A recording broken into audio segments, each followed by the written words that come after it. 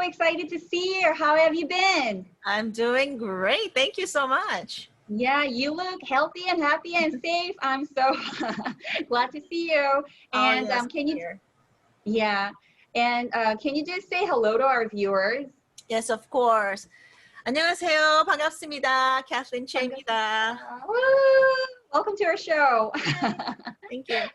Well, it's an honor to have you, my director and a role model. Oh, thank you. Mm-hmm. Well, so I told our audience that you directed the film Butterfly, and I'm sure they have a lot of questions. Can you just tell us a little bit more about the film, please? It is a story that takes place during the LA riots near Koreatown in 1992, right?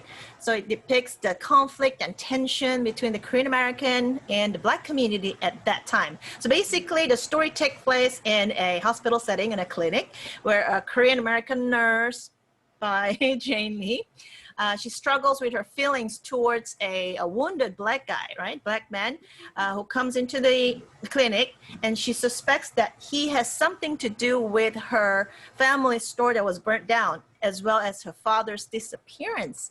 But as a nurse, now she has to make an important decision to save his life while risking her own. So does that sound interesting? Very interesting.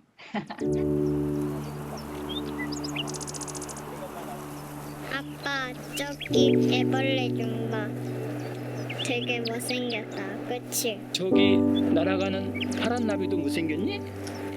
아니, 당연히 예쁘지. 진이야, 뭐든지 있는 그대로만 보려고 하지 말고 마음으로 보도록 노력해. 알았지?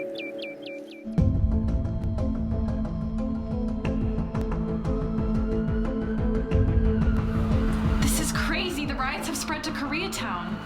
Oh, this is bad. Jeannie, isn't your dad's store near that area? Oh. This is evidence. He must have been there at your father's shop. 제니야, 내가 미술 씨한테 오늘 전화 받았는데 우리 가게가 공격을 당했대. 어떡해? 근데 아빠랑 연락이 안 되는데 너 아빠랑 연락한 적 있어 오늘? We shouldn't jump to conclusions. Right now, he's just a patient like anyone else and should be treated the same way. I really need you to focus. Look, this guy's life depends on it. I'm so sorry, doctor. National Guard units are also setting up a perimeter to contain everyone in the areas affected by the violence. What do you mean, so we are trapped here? Hey, what are we supposed to do? He won't last long without a transfusion. I'm sorry, buddy. I don't think there's anything I can do for you. Well, maybe I can. What?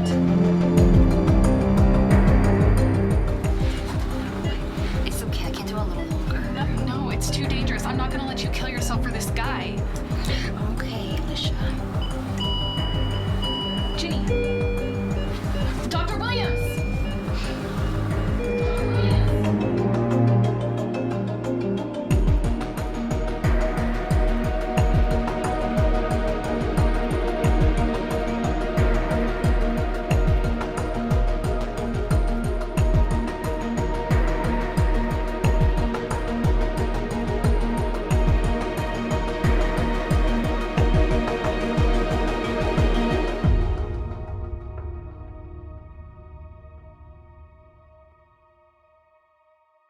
The moral of the story behind the Butterfly film, right? As you know, what is it? Is it don't judge a book by its cover?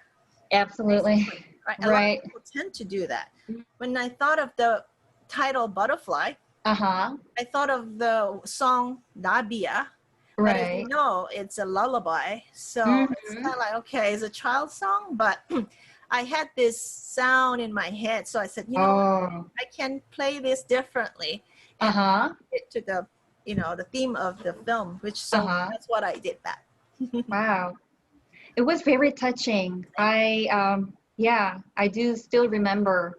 It's a very pretty ending, not because I was in the movie, but I personally do think it's a very touching film. And I think the message is quite related to what's going on these days in coronavirus like period of time. Right. Sadly, we have like a very strong racial tension these days in the society. Exactly. And yeah, misunderstandings. And I think, yeah, just because of what people learn through the media coverage, I think people are judging others by the way they look, by the colors, and yeah. So I think people can relate to the film Butterfly. I really think so too. So for those of you who haven't watched the film yet, you know, I encourage you to do so.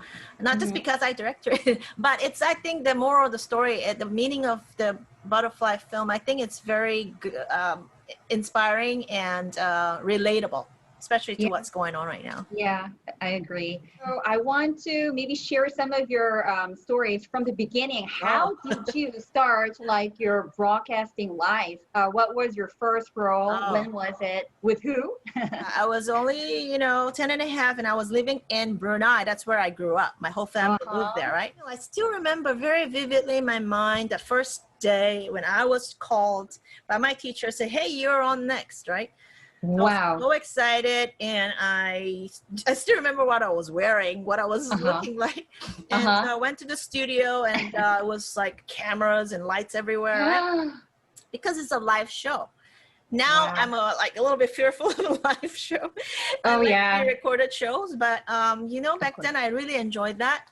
And I don't know why. I just must have it in me, right?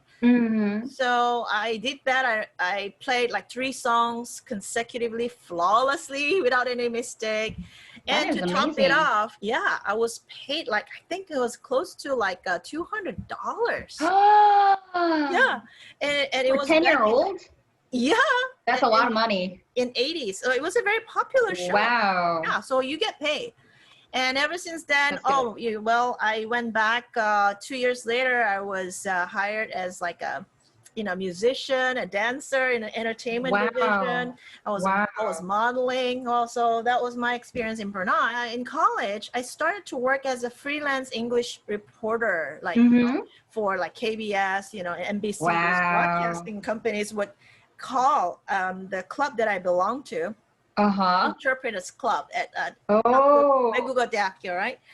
So, and I got to meet and interview celebrities who were visiting Korea. Really? Can you tell us just maybe one most memorable episode with a Korean celebrity? Oh my God. It's not Korean, it's American celebrities. Oh, I see. Yeah. Was actually John Denver. Wow. I actually don't know the person. I'm so sorry. I gotta Google. I gotta be very, very famous country singer. I love music, and as a musician myself, I enjoyed interviewing music artists. Yeah, of course. And I also had a chance to meet, I think, Pierce Brosnan one time. Oh, very long time ago, very briefly. Oh, so you met him in person? Yeah. 007. 007.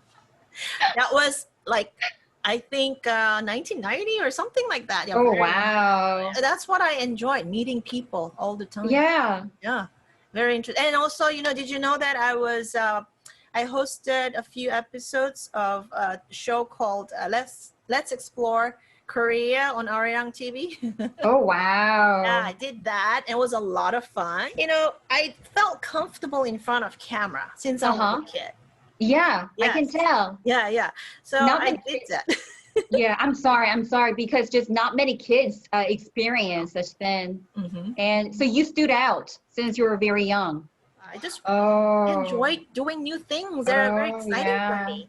Yeah. So it came up naturally for me. And then when I came to the U.S. after I got married, right, in 2000, and then, in 2008, after I left the other company as a business development executive, marketing executive, my husband asked me, what do you want to do? And so I said, he suggested, hey, you love to cook. You know so much about Korean food, culture, and I can cook so many, thousands, hundreds of recipes. So he says, hey, why don't you do a cooking show? So I said, love to do that. because I'm always pitching about Korean food and culture Uh-huh. wherever we went, right? So, I actually watched your, I'm sorry to interrupt, just because I watched your Korean Kitchen this morning, like 3 episodes in a row, and it was so fun. Oh, thank you. I watched I'm it glad. before, but this time, because I'm cooking more often with our baby and my husband, one, I wanted to learn some really like realistic, practical new tips. And my favorite was gorijjim, by the way. Oh, yeah, that's one of my favorites too. Hi, I'm Kathleen Choi, a Korean chef now living in the US. My passion is creating healthy and delicious foods using some of my favorite Korean ingredients. Join me in learning about Korean foods, ingredients, and culture on Kathleen's Korean Kitchen.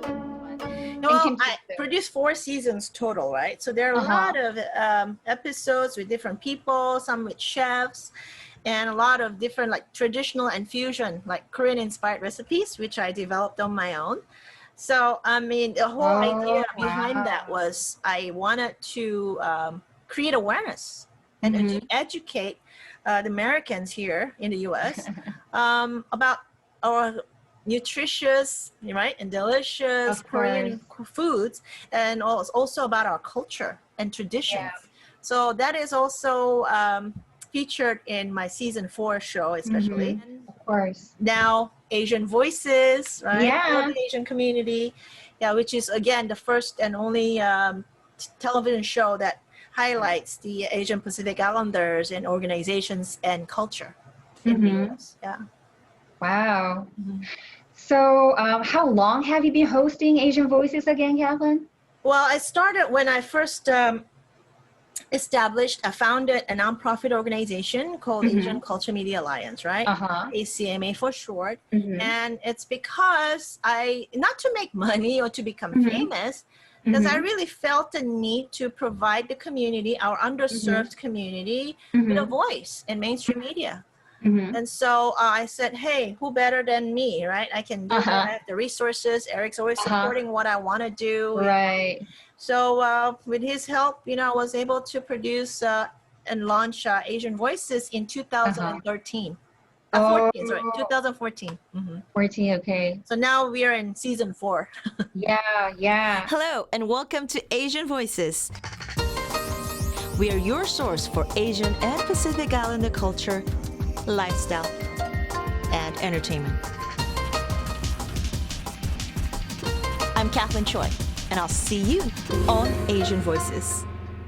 I do realize as I moved to the States again, like in 2014, after I got married, I do realize that even in 21st century, Asian culture is not very well represented on TV media in the United States. So I was so glad to learn more about like Asian Voices through ACMA and through you. Right. We are in the US, and it's like a melting pot of all these different people, immigrants from different countries, right?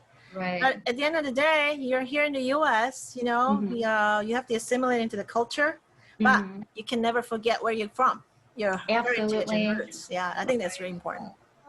I want to mention about E4 Women, the webinar you hosted. And I was so inspired. I really liked each panel's like advice, their stories. So I watched it twice from beginning to the end. And so I wonder also like what's your driving force? Like, where do you get the passion to, reach out to younger generation? Because not every like successful people has a heart. And also I was amazed because you were surrounded by so many other wonderful like female Asian media people. And I wanted to know what's the secret? I'm a people person. I've always been that way. I love meeting people. I'm never afraid to do something new. Go somewhere new. That's incredible. New people. I think that's where it starts. Wow. Yes, everybody is in your own like a bubble or in your own world, right? People, like, I think of it as a square, right? and like a box, they say. Remember the saying, like, think outside the box? Right. Yeah, I think and live outside the box, basically. That's awesome. Yeah, so, you can, but however, it's important to have a structure first. Okay. So you have to, be comfortable and, be familiar with your own zone and structure. However, once you are ready, then you just let one side down, right? One at a time. You can't just do everything at the same time, right? It never works that way. So just a little bit, let your guard down a little bit, one at a time. And when you get a little comfortable, then you take the next step. But it's always the first step that is very difficult, correct? No matter what you do, even me, I mean, anything I do, the first step. But once you take that leap of faith or the first giant step or little step, then it gets easier that way. So I would say, don't be afraid to meet people. Don't be afraid to do new things. I know it's not easy, but you have to start somewhere, right? Absolutely. Especially if you want to be in the broadcasting industry, right? Where you have to. Very important. Not every broadcasters or journalists are necessarily social people either, right? Yeah, I agree. But I think, in life in general, whatever, no matter what you do, I think that's where you need to start. But you also have to have a purpose in life. You have to define and identify what you like to do, what you are passionate about. I think it starts there. Right. So once you know that, you want, not what you need, there's a difference. So what you want to do, then, the next, it's easy. You just have to work hard, and be persistent. So I would suggest, like, get out of your comfort zone, starting now or tomorrow, right? And go to social or business networking events. Like, start with once a month or maybe once a week if you can. And I don't know, whenever you have time, make a goal. Like, this is a goal, right? If you want to be that kind of person, then do that. And start with saying personal relationships, like have your siblings or friends, right? Introduce you to other friends or people, right? And start developing your social skills. And then, and then you get comfortable with that, and then you move on to applying those skills to professional life, right? But for business, I've grown my own professional network through a site called LinkedIn. I'm sure you have a profile, correct? I actually have an account, but I didn't actually fill out. Yeah, honestly, like, I didn't know it was that huge in the States. Now I understand. You see, not just having an account just because somebody has it. You have to know why. Why LinkedIn? Why Facebook? And why Twitter? You see, Twitter is mainly for, like, media. Right? People who are in the industry that works really well, who are celebrities, right? You just tweet something real quick, just a few words, and grab people's attention, like the news. And once you follow somebody and see an update, then you click on the link, and then you can see the whole thing, right? The whole news. So that's for people, especially, in the media or a blogger or celebrities, right? That's the ideal platform. Now, a lot of people use Instagram, right? Yeah, Instagram. Especially like younger generation. But businesses also use Instagram. Establish a network of professional network through LinkedIn. And if you have an account, just start with people you know. Search for people who you know who are on there, and then it links. So I have like thousands of people in my network right now in so many different industries. Yeah, it's very valuable. That's amazing. Yeah. Wow. So building up your social skills is very important. Life in general, but also for like broadcasters, if you want to work in the media industry. That's something new, actually, even though I was like on and off working for TV and radio once in a while. I guess I didn't realize that part. I mean, the value of social skills. just because it's LinkedIn and for professional network doesn't mean that you can have you can't have a personal relationship. You have to form that personal relationship first. And then it's based on the friendship and the trust, right? And the trust is built by having a lot of these people who know you personally at work and personally to endorse you for your skills, for your experience and background. So it's a great platform. I have to tell you, personally and professionally. You are doing a lot of things, hosting at least 2 TV shows, and I know you're taking care of your interns through ACMA. I heard about Cohen, like Korean Women's Association. International Network, yes. Yeah. And I actually heard a lot of good comments from people in like Korean community in San Diego. Yeah, like Kathleen Trey, she's amazing, seriously. And I just wonder how you are able to manage all that, having thousands of people in your network. Do you even sleep at all? I mean, I do a lot of things, and I do wear a lot of different hats, and that do come with great responsibilities and duties. But the important thing is, I can't do everything by myself. Right. No one can do things on their own, right? It's all about collaborative efforts, right? And teamwork. So I think that's part of the success beyond what I do. Teamwork, and also it's important to really form like what I call the mastermind group of people in your network. That can be professional network people or people that you know and trust. Because whatever I do, I always consult other people who are, who have experience and have expertise in that field, right? And it's, the key is don't ever be afraid to ask. I know. People are afraid, like, oh, should I ask this? Should I not? I said, you never know until you do so. Wow. Right? I've just learned a great lesson.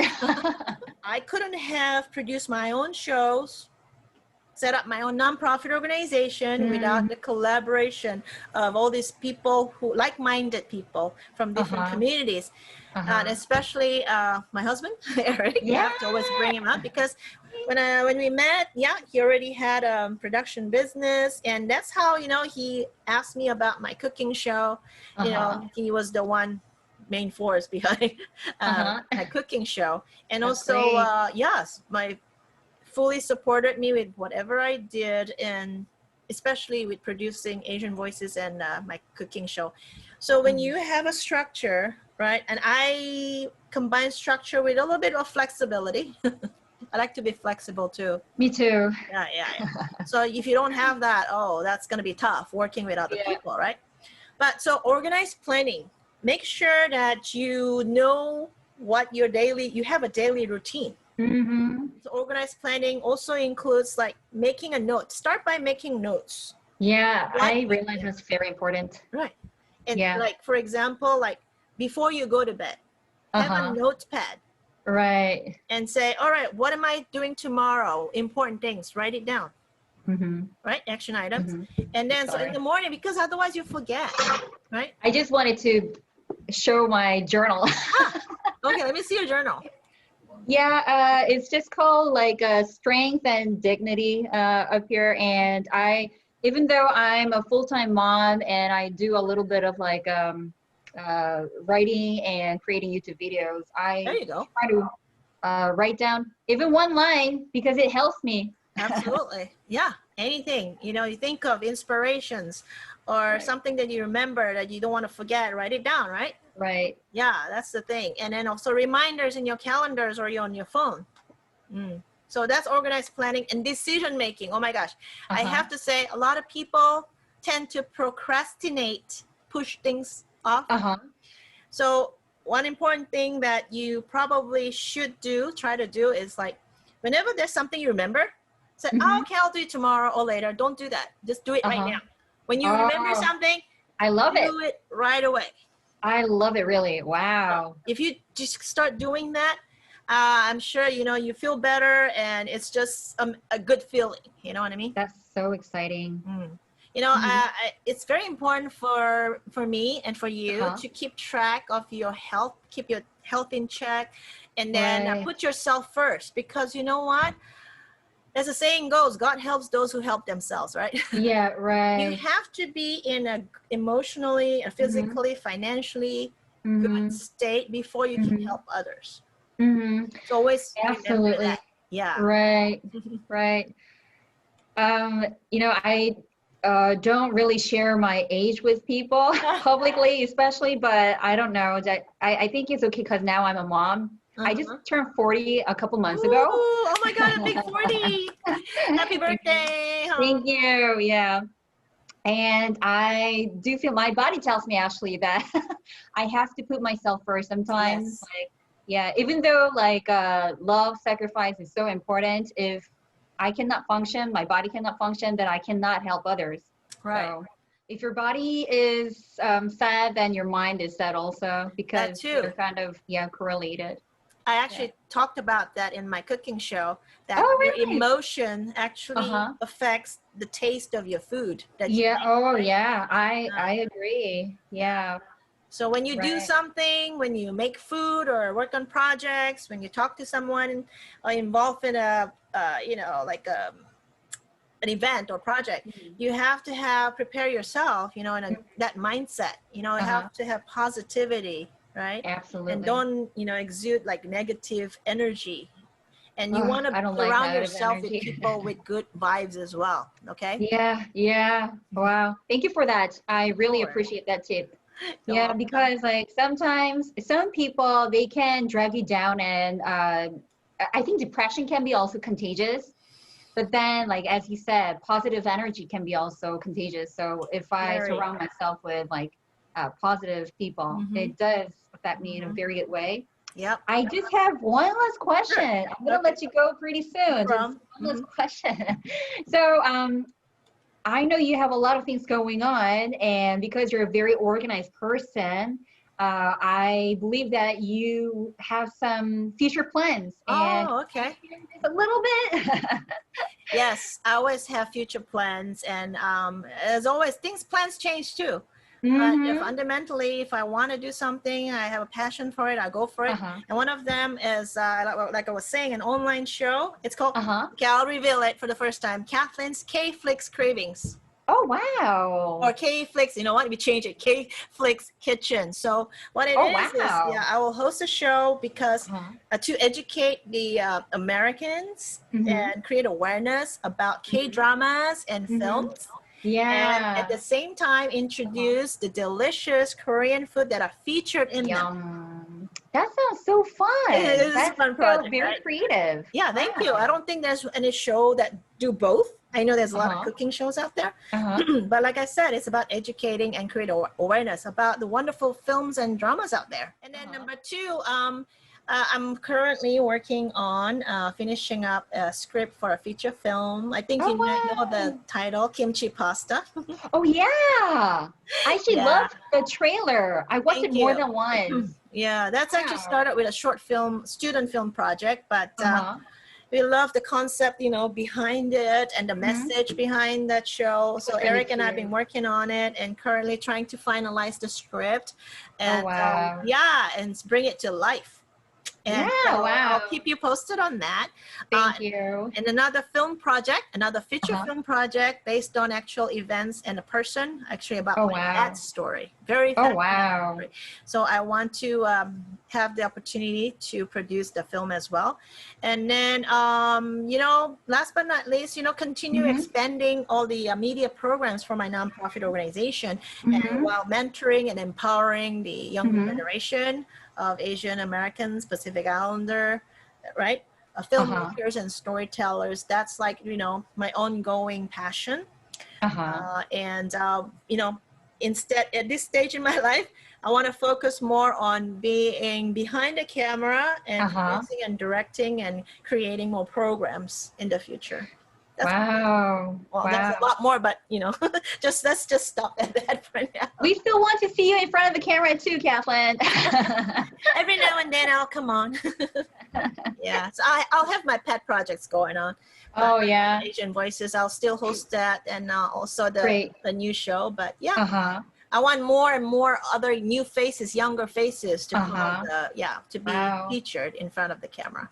That's a wonderful heart, really, like thinking about next generation and just your passion for Korean culture. As a Korean, I am so proud of you. Thank you. I'm very blessed to know you in person. Oh, Seriously. I'm so glad we met, and I always believe that we all meet for a reason.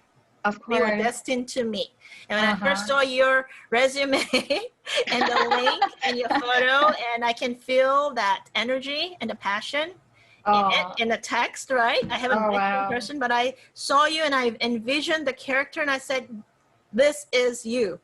The character is you. So I'm so glad you were part of our Butterfly film, and you did such an amazing job. So. Thank you. Thank you. It's just an honor, and I'm very grateful that you trusted in me because I never had actual like acting experience before. Like you just were the great leader. Yeah, that's why I was able to. Yeah. I think it also helps if you know, somebody believes in you and then gives you a little nudge, right? Right. And I think that, you know, gives you the confidence to do something well. Right. You want to not just impress the other people, but it's for yourself, right? Doing it for yourself. You want to do things good, right? And as I said, nobody can ever be perfect. But I encourage everyone to strive for perfection. Only then you can really, the results will show, right? Absolutely. And one last piece of advice. One of my favorite quotes. I have a lot of quotes, but one of my favorite quotes is that a quitter never wins, but a winner never quits. So ask yourself, which one are you? Oh my goodness. That's so inspiring. Thank you. I actually just had goosebumps. Wow. You're a winner. I'm a winner. You guys all watching this? Wow. Yeah, we're the winner. Yes. Oh my goodness. Kathleen, thank you so much for joining our channel. It was so fun, very inspiring.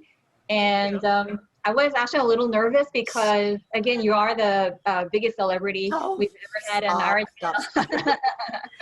Actually, it's good to have the person. That's what I said. This is professional, right? But what we're doing is professional. However, we already have established that friendship and on a personal level.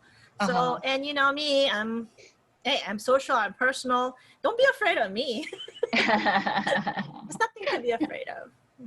I'm glad you reached out. Thank you so much for having me on the show. Thank you. I'm sure our audience appreciates the interview, and I will talk to you again soon. Sounds good. Thank you. Yeah, okay. Thank you. Take care, everybody.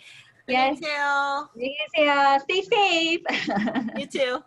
네, 감사합니다. 네, 감사합니다.